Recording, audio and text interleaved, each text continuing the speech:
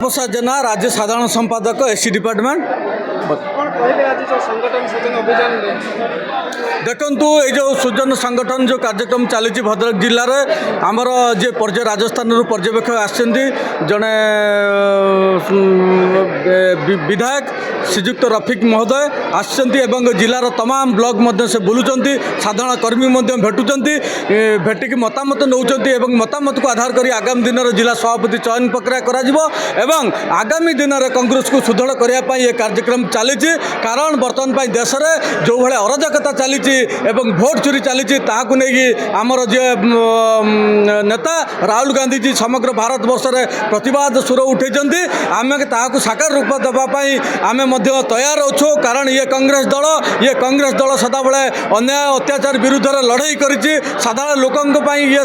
हित साधन ये लड़ाई कर आगामी दिन में लड़ाई करूँ बर्तमान